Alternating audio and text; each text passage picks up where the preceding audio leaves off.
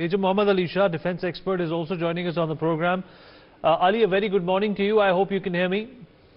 Yes, Vineet. Good morning. Loud and clear. Ali, these dialogues between India and US are of extreme significance, but there is a flashpoint that the Americans are trying to drive home, and that is India's neutral stance towards Russia. Is that going to become some sort of a bone of contention in the future? Not at all, Vineet. It will not be any bone of contention because India has its very good foreign policy and its very good means of handling everything diplomatically. Everything. So the neutral stance that we take, it will only work to our advantage, and also that will help in diffusing the tension between Russia and Ukraine also in the meantime. Also, if you take the example of history, in the First World War, Second World War, who came forward to talk peace? Who brought in peace? The non-aligned powers, who did not side with any nation. And yesterday we had the Prime Minister had this talk with Joe Biden. It was, Vineet, we are always trying to impress. Rather, we should try to express. Of late, a lot of tension that built up between India and US in the minds and hearts. Like, on 30th of March, we had Dalbir Singh, the Deputy NSA, coming in. Then the next day, Sergei Lavrov, the Foreign Minister of Russia, came in. So there was a lot of tension, kind of subtle tension building up. And this displeasure of US not appreciating our neutral stance or not speaking against Russia was building up.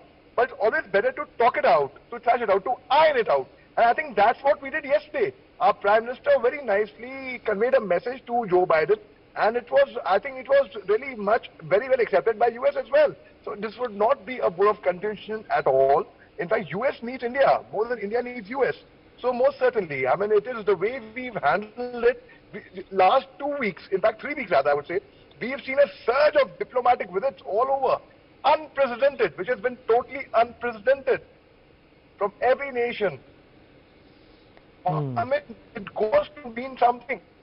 Our journalists from India have spoken to President Zelensky online. So it's really, I mean, we have actually come a long way with it.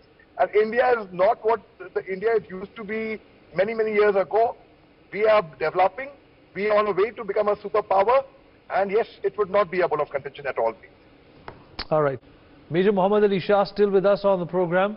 Ali, it's important to understand that there might be differences in the way we have responded to what Russia is doing in Ukraine, but the elephant in the room still for these two countries, the Americans and India, is China.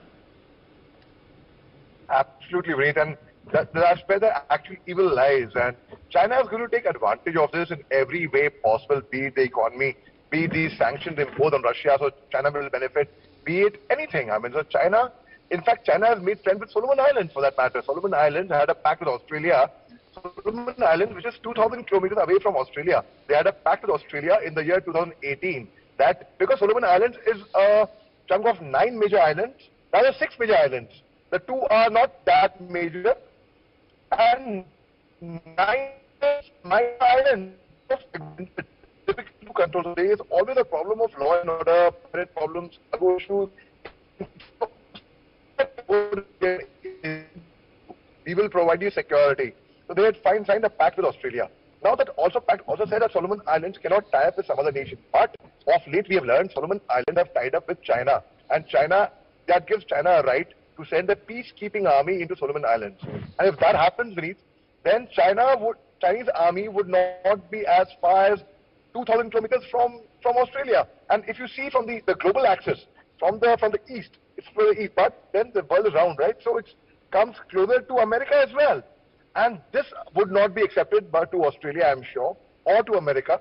And China is building up their aggression in every way possible. The strategy that they are playing, it is beyond what a person can comprehend or think.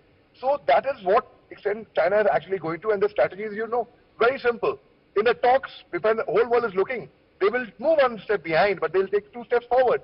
And the whole idea of Quad, Australia, Japan, India, and America, was to curb Chinese aggression in the Indo-Pacific. And of course, last month in March, there was a Quad meeting, of course, where they had spoken. And the whole thing is Chinese aggression. They are going to be benefiting from it, Vineet. And the only way is because where the Western powers, the NATO powers, are looking at, okay, I perceive it, this is my personal take, I don't see them actually wanting the war to come to an end. They are fueling the war completely. They are adding fuel to the fire. Because of the arms lobby over there, it is so lucrative. But they're not realizing the fact of they're realizing they might have a bigger picture. I don't know. But China is also the one who is going to be benefiting in a large scale.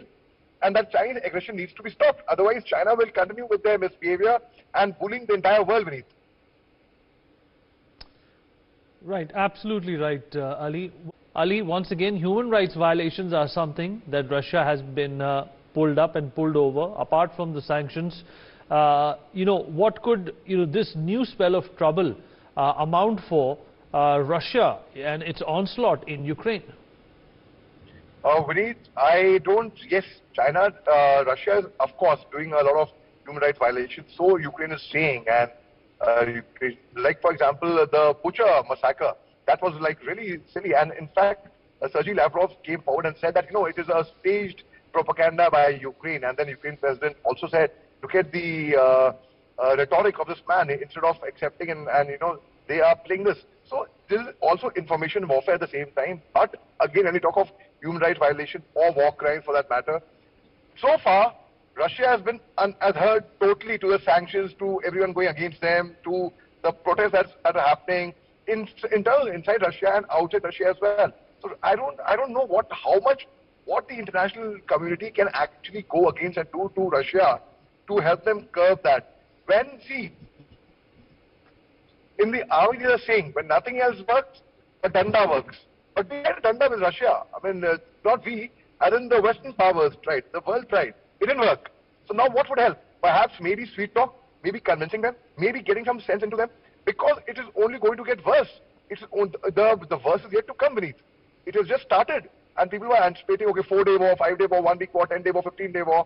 It's been over a month and a half now. And this will just go on and on. And ultimately, if you see the precedent of the First World War, Second World War, America stepped into the world wars many, many years later.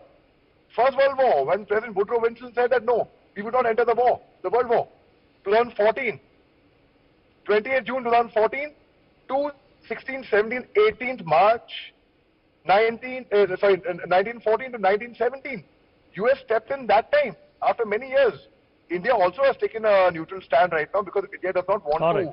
Ali, appreciate you joining us this morning. We'll keep coming back to you for further analysis and your expertise on this sensitive matter.